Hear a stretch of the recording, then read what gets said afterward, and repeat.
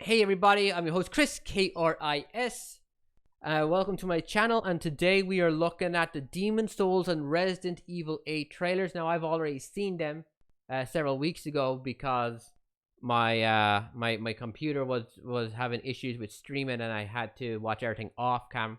But that doesn't mean I can't rewatch it and give my little insight of how I feel these games might turn out. This is Demon Souls, which we're starting with first. We'll move on to Resident Evil 8 afterwards. And it's a full-on remake by Bluepoint, I believe. So we'll see how this turns out. Let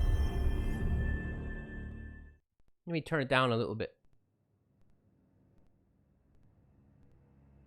Japan Studio.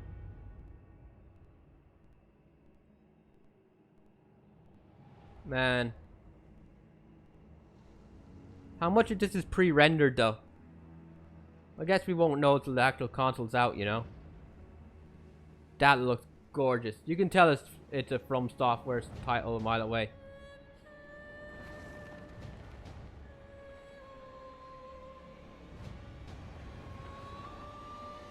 Immediately you know what you're looking at, don't you?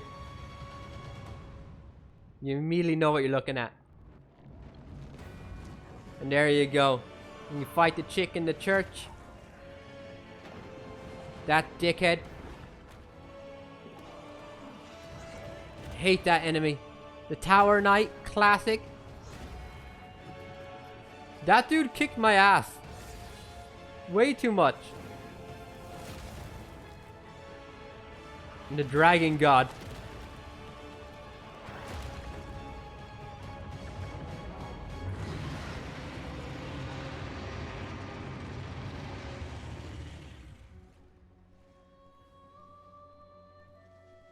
That right there is very 90s. It's a 2009 game. It's a remake of a 2009 game. But that's a very 90s music.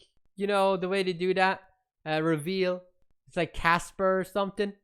But this is looking really good. Now, I should point out that the art style they used in this trailer... sorry. And that this is leading me to believe a lot of this is CG... fake, whatever you want to call it. It's not what the game's going to look like, because they have released several screenshots of what the game looks like in game, and I'm surprised it didn't show it in the trailer. I hope it's not because of technical issues like frame rate or something, but it is very cartoony looking. That was my take when I first seen this. This part looks great, although it's still a little gray. There's not enough black, but it looks beautiful. It looks gorgeous. Look at it. Look at the trees. The smoke, the fog going around them. You know, the old one and whatnot going through it. As life decays underneath its wings, or whatever the hell it was. But this kind of stuff. This is where I was looking at it, and I was like, okay, this looks a little cartoony in comparison. That right there. You know, is that medieval? You know, like what are we looking at here? You know. This is especially with the color green, bluey green, replacing what it once was. I think it was just white. But the trailer I feel betrays what the game actually looks like. It does have that grit. It does have that, that looks cool. It does have that, Dark Souls, Demon Souls vibe to it, that From Software element, even though it's made by a different company. Now, a lot of people love Bluepoint, but since the release of Shadows of the Colossus remake on the PS4, some people have gotten a little weary of them, because they kind of left out a couple of minor spiritual details that created the atmosphere in the world. And they left out and added some other things, like some beacons of light or something. You can pick up an item without used to be hard to see, but now there's like a glow around it. And a lot of fans weren't happy with that. Now you can search the interwebs and you'll find, you know, 9 out of 10 people are like, no, it's great, it's a great remake. It doesn't matter if his face looks a little weird. You never look at his face anyway. You're looking at your horse and your giant monsters you're fighting.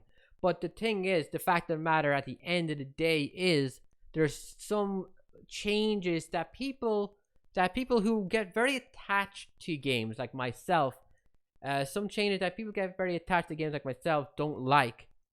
When it comes to these things, I can go on a rant for an hour on why the color scheme of one game is different to the prequel, and why I dislike it, you know? So I'm one of those people. So looking at this, I was a little bit off, and looking at the screenshots, I'm like, okay, that looks a lot better. So if you're a little bit off with this, then go search up more information, and you'll see that it's actually looking quite nice. Like the color there itself, to me, looks a little too warm. Even though they're going with a blue, they're going with a purple look. It still looks very warm. It still looks very meaty, you know? A lot of defined muscle around here. So when you think about it like that, you can see why some people wouldn't be too excited over the trailer. But I was hyped watching this, because I was one of those people that didn't think it was going to happen. You know? I was one of those people that were like, nah, it's Demon. Why would they remake Demon Souls? You know, it's a little niche game from 2009 that spawned a much bigger franchise in Dark Souls. So I was like, nah, that never happened. How wrong was I? Damn. But there's details on the enemies here that weren't there before. This guy's not very pleasant to fight against. But regarding him, one of the things about Demon Souls is this is a full remake. This is not a visual remaster. This is a straight up from the ground up, I believe, remake. One of the things about Demon Souls is it has a lot of cheap stuff, a lot of exploitable content. And this boss in particular is a boss that you can get stuck on the environment, and you can just take your time killing him. Now, when you say that out loud, it's very weird, because Dark Souls and Bloodborne and stuff, they're known, Sekiro especially, is known for his boss fights, and how normally you don't really get to cheat them up so easily. But this game was pretty exploitable, and one of the main things was this boss, which is able to usually whoop you. You could get him stuck on like a big rib cage or something. As you can see behind him, there's like a big horn and whatnot of a dead body. So some people are wondering how far of a change this is going to be from the original. Will they change some of the way the bot? Will they fix up some of the issues? Will they nerf or rebalance the game's magic, which is basically easy mode for a lot of the Souls games? But that doesn't matter. The fact of the matter is this: I'm going to be downloading Demon Souls original later on, and I'm going to be playing the hell out of it until the release of this, because it's gotten me back into the mood. I'm looking forward to seeing what the prison looks like. I have bad memories of getting mauled there. It's probably one of the scarier places for me. I'm looking forward to seeing what the NPCs are like, and if they're going to be any different. And I'm looking forward to knowing if any of the original voice cast is going to come back, or if they're just going to lift the audio from the previous game and bring it over. As well as the world that was broken due to budget reasons. An area of the game was removed from the game's final product due to budget. I'm looking forward to seeing if that's going to come back. Now, that's not a deal breaker. It's not a huge disappointment if that doesn't. But it is going to be a hope. It's on a wish list. Please do this. Please do that. It'd be great. But yeah, this is the Dark Souls. This is the Demon Souls remake by Bluepoint Games, and it is 11 years since the release of the original, a game that spawned and changed gaming. So this is a significant game that was born in a world of autosaves and checkpoints every 5 feet, and no more puzzles or no more difficulty in games. This game said, yo, this is what we're like. We have a bit of difficulty. We have you having to be good at a game and learn and pay attention. That's a beautiful place to end it. What makes Demon Souls special is actually the fact that it's not special at all. in that it was a 2009 game, but it was basically a PlayStation 1 game. So when you think about it from that viewpoint, if this game came out in 1999, it wouldn't have made a splash. But because games at that point, the Assassin's Creed games popped up, and the world became Batman introduced. I believe it was Batman introduced the see-through walls, which spread over to not Dark Souls, but The Last of Us 1, where you're able to see through enemies through walls, completely immersion breaking. But every game had it. You know, waypoints in BioShock, every game had it. This game was like, all right, we're in the PS3 era, but we're going to release a PlayStation 1 game, and people loved it. You know, it sounds like an insult, but people loved it, and that to this day has spawned a massive franchise and has made From Software one of the most successful and sought after companies with gamers, which is pretty crazy because From Software were around for a very long time, and they mainly made games that didn't make a dent in the world of gaming. They wouldn't get onto the covers of magazines. They wouldn't get articles written about them. So this is a significant game, and the fact it's getting a remaster is insanity to me. And I never thought it would happen. So I would have been okay with a port. You know, would have been okay with a port of the original to the PlayStation, whatever 5 is. Sorry, I had to. This is the Dark Souls of Demon Souls. This is why we don't look at the chat room. Be good to him. Be good to him. They're having fun. You know, I haven't been around in a month. But this is the Resident Evil Village trailer. Resident Evil 8. It's very... Alright, well, you know, it's whatever. The way they write it is VIL, you know, it's 8. It's 8. Resident Evil 8. I don't know if I'll call it Resi Village, but that sounds like it rolls off the tongue nice. It's a first person game like Resident Evil 7. And it looks quality. Except for the trailer. The trailer has FPS issues. So we'll look at that and ignore the FPS. I'll hire it up max so we can listen, and then I'll lower it down again.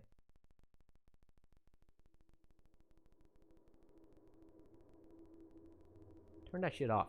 Thank you. Long ago, a young girl went with her mother to pick berries for her father, who was hard at work.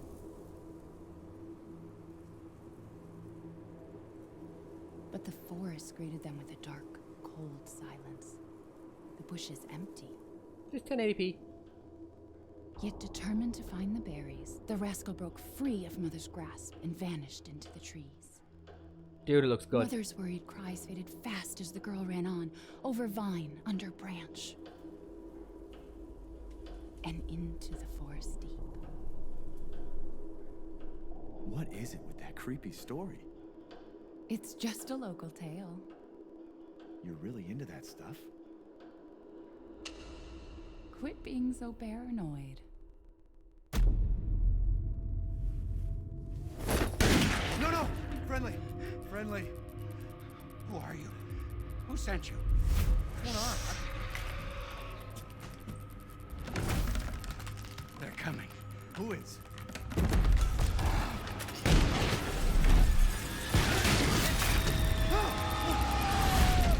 What the fuck, man?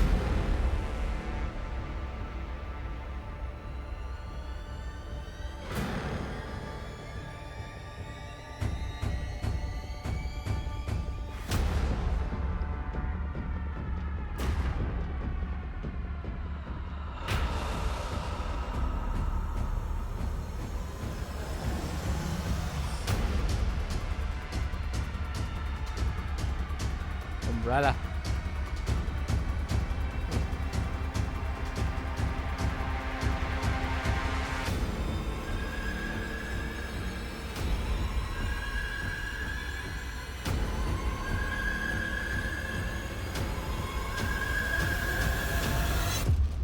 I forgot the end.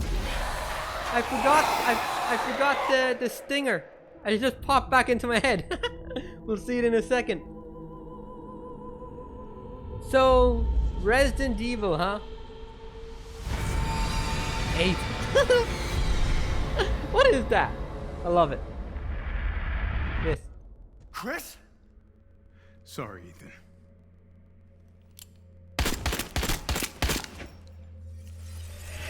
Why?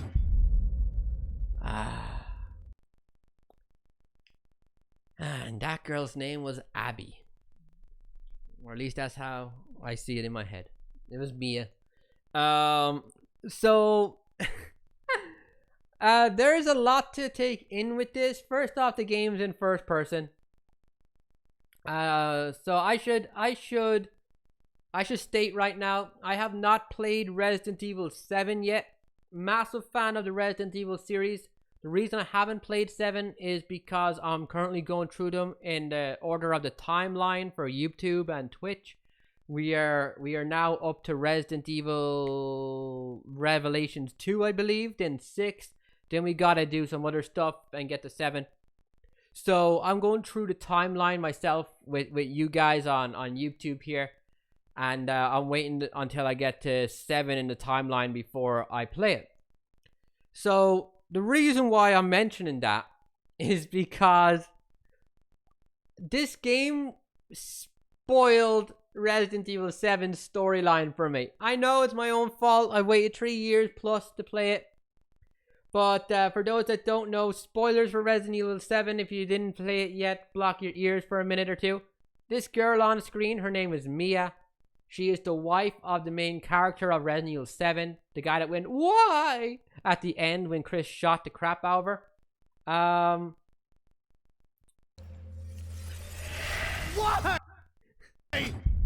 But, yeah, in Resident Evil 7, I think there's 2 endings you can choose from.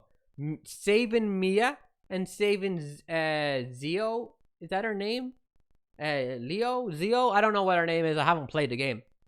All I know is that people were debating for a while about what ending they went with, and I tried so long to avoid it. But I guess I know what the canon ending is now, so my first time playthrough, I'm going to be a little restricted on how I can play the game because I want to link up with Resident Evil 8. But yeah, this is Mia getting killed in front of Ethan. The two of them survive Resident Evil 7. Apparently, Ethan doesn't have a body, so every game he's in is first person. And you might also look at Chris and see that they reverted Chris Redfield to similarly how he looked in past Resi games since Resident Evil 5. In Resident Evil 5, they bulked him up, made him manly. In 6, they continued the same character model, changed his haircut. In 7, though, they gave him a completely different character model. I know the spoiler for the end of Resident Evil 7. I've known it since day 1 because the internet was on fire. At the end of Resident Evil 7, a dude shows up and looks at Ethan in first person here, and he goes something along the lines of, "I'm Redfield, come with me," or something. You know, "Come with me if you want to live, I'm Redfield." And the internet was like, "Who's this skinny? This skinny guy's not Chris Redfield. Who is this guy?" So from that day on, there has been endless, not backlash. There's been backlash, but there has been mainly endless speculation that it's not Chris Redfield. It's Hunk from Resi 2. That it's someone else working for this new umbrella, the bad guys of the franchise. It's a clone. It's whoever you want, but it's not Chris Redfield. Like, those are legitimate theories people had. Not the fact that Capcom just changed how he looked, but that because they changed how he looked so drastically, it's a different character. There's no way. What's the reason behind this? That's where they went. This trailer, first time I seen it, Chris showed up, I went, "Oh, Chris Redfield!" I forgot they changed how he looked. Even though during the trailer I was thinking, will they show Chris and will he be different? Because the leaks of The Village came out before this trailer was, months before this trailer was released. All the leaks got released. So we knew Chris was coming back into it. We knew he had another redesign. We knew all this stuff, but I forgot when the trailer was playing. I forgot that Chris Redfield was going to be in this game. And then, dude, Chris Redfield is in this game, and that looks that looks like someone that could be Chris Redfield. Now, when I say that, I mean they just got a white guy and they bulked him up, and then they put 4 layers of clothing on him, and he looks a little chunky because of it. They made him 46 years old. They put a bit of salt in his hair. This isn't 1997 anymore. 1998. This isn't the Spencer Mansion. This continues on though. This continues on. One of my biggest issues with Capcom and the Resident Evil series. They keep on insisting every new Resident Evil game be tied into the year the game was released or put into production. So every time there's a Resident Evil game now, Carlos is 5 years older. Leon is 9 years older. Claire is 12 years older. So Resident Evil 1, Resident Evil 0, Resident Evil 1, Resident Evil 2, Resident Evil 3, Code Veronica, Outbreak 1, Outbreak 2, Survivor 2, I believe. All these games, that's 9 games. All those games, they took place in 1998 with like a 4-month span between everything that goes down. Then it skipped to Resident Evil 4, which was 6 years later. Then it skipped to Resident Evil 5, which was like 4 years later. Then Resident Evil 6, which was like 4 years later. And then 7, which was like 8 years later. And you're like, you know, it's like 5 years later or something with Resident Evil 7. So now the all these characters are old. And they're getting up there. So not only have we seen our characters age, like you see Chris here, but there's gotta be a point where we go bye-bye to all our favorite characters. You know? So, we haven't seen Claire since Revelations 2. She was 18 in Resident Evil 2. 1998. You know? That's making her like, what, 40 now? Jill would be 43 or something. We haven't seen Jill since Resident Evil 5. So I have a feeling when Jill does show up, they're going to de-age her and blame it on her getting infected in the last game and stuff, or the Nemesis virus and whatnot. Because that's kind of what they do with women characters in games. It's kind of nasty, but you know, old women aren't attractive. We can't put them in the game, but old men are cool. You know, whatever. But that's society's view. I'm all for an older Jill Valentine and Lara Croft. His story comes to a close. Think about it. The trailer opens up with his story comes to a close. That's pretty crazy. That's pretty crazy. Are they talking about Chris Redfield? This is going to be the end. Is he going to die? Are they talking about Ethan? I'm hoping it's Ethan. Go home. No one likes you. Don't even know what you look like. Go home. You know, some skinny guy with brown hair because of a licensed picture or something. No, we don't care. Go. But let's jump back in and just skim some of this with light audio. First person perspective. Beautiful, the best looking game I've actually seen so far, including Horizon Zero Dawn 2. Or Horizon 2. Get the actual gameplay. Minus the low FPS for the trailer. Got some nice fingers. It looks beautiful. I did not like Resident Evil Remake 3. I thought the game was really bad. Like really, really bad. And the lack of puzzles really hurt it.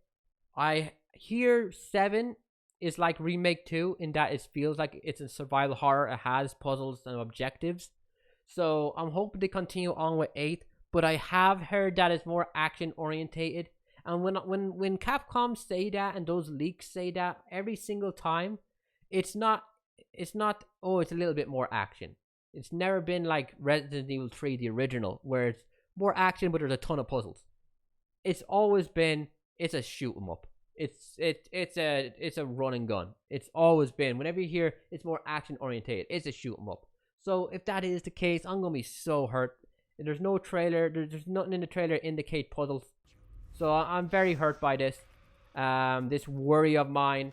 But here they introduce a new character. And this is a werewolf. Which is very much not Resident Evil. They've introduced werewolves and they have introduced well, farmers. But they've introduced women over here who are apparently, I'm guessing that guy is some kind of werewolf hunter. These ladies over here are apparently witches. They all look a little middle-aged. The one on the far right is probably the cutest looking one.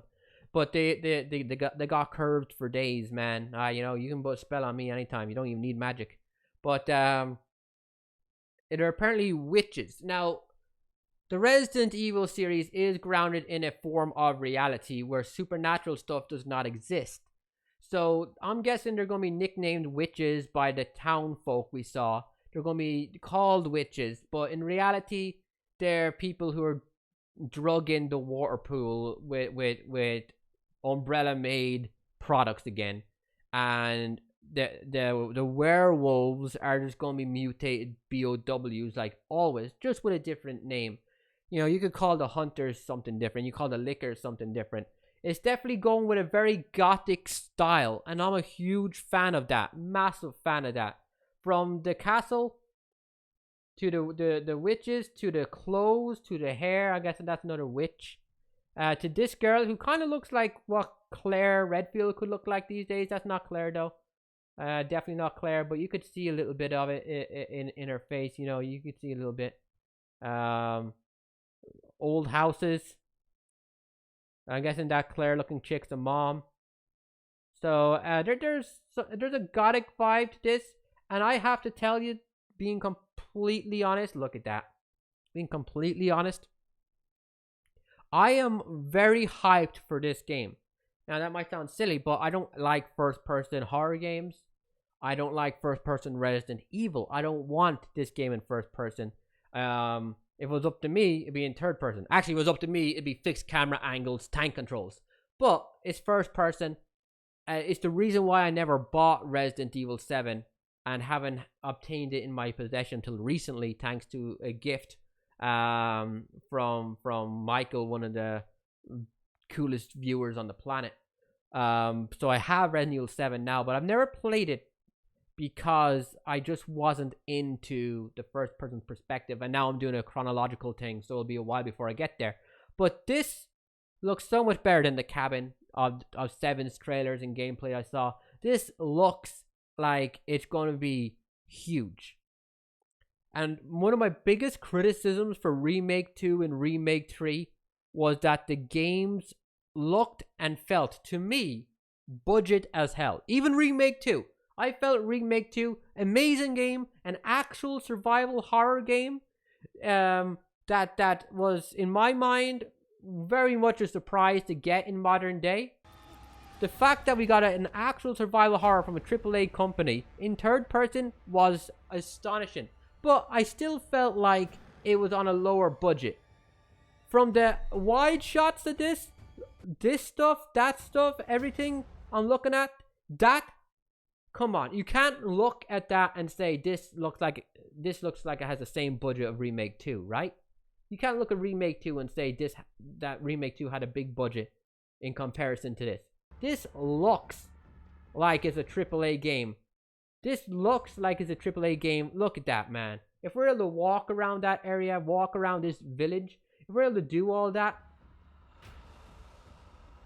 this is Capcom. This is what I was expecting from a Resident Evil 8. So I'm excited, very excited.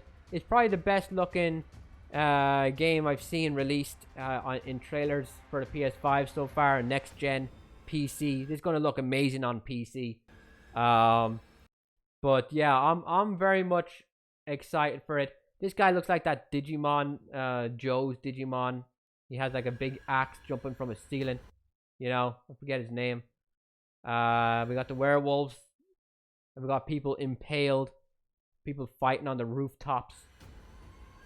Dancing werewolves. We got that guy.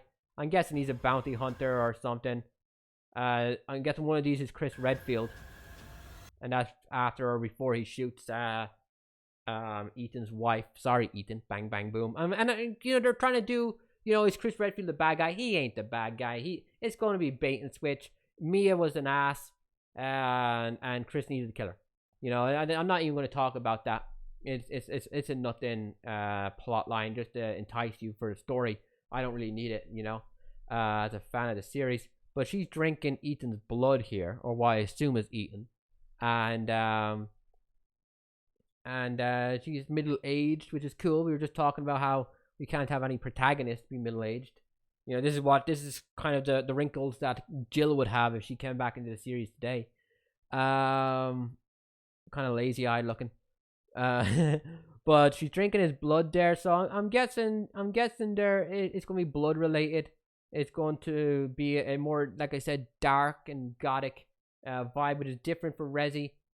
As long as it's grounded in some heavy ways, I'm happy. You know, let's not go Code Veronica and have people running on walls and stuff after me. You can have a werewolf and not have superpowers, and you know, it'll be all right. But I'm looking forward to it. I think it looks great. Look at that.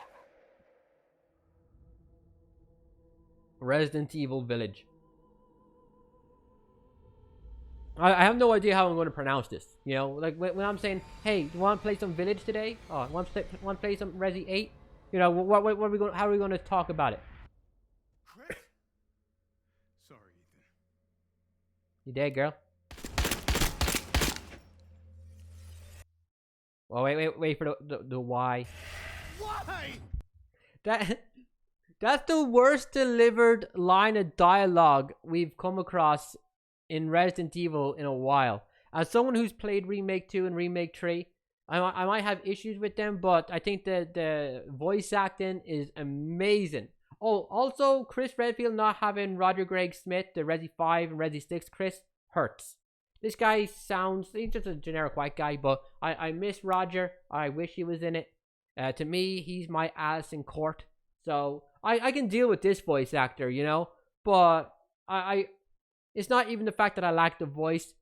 I think it's very disrespectful that voice actors get replaced. To me, if you earn that role is yours unless you do something that was in the contract. Like, you start being some kind of bigot or some kind of nut job on Twitter, and the developers are like, dude, you're making us look bad, we gotta get rid of you. But if you're not doing that and you get the role in a part, it's yours till the day you die. Anime in Japan does this. You have 70-year-old people voicing characters for 50 years and no one complains, and people be sad when they die, when they pass away. Bulma, you know.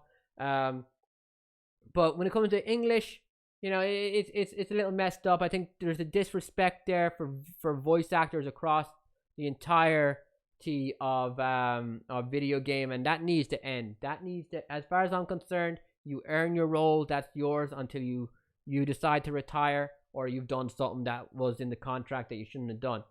But the voice we got is fine. I'm just disappointed that voice actors continue to be disrespected. I just hope there's puzzles. I'm happy with everything I've seen. I just hope there's puzzles. This is a screensaver shot right here. If they release any widescreen screenshots, which they will soon. Although, I watched Maximilian Dude look at this, and it said something. He found something about it possibly not coming out in 2021. So this could be a 2022 game, and that kind of makes sense when you look how dodgy the trailer was. They might be waiting to see what the VR capabilities are on PlayStation 5 to see how much effort or how time and budget they want to put into developing VR, or some other stuff that might be delaying it.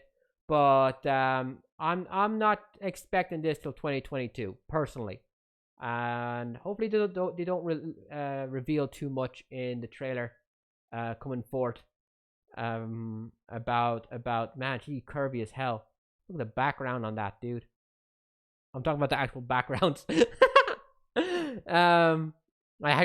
This looks amazing, but I'm hoping this game is a mind-blowing experience, and that Chris doesn't die, because that would be sad. I wouldn't be completely broken over it, but the characters, they're getting close to 50 now, and you know, there's only so many games left that they can do.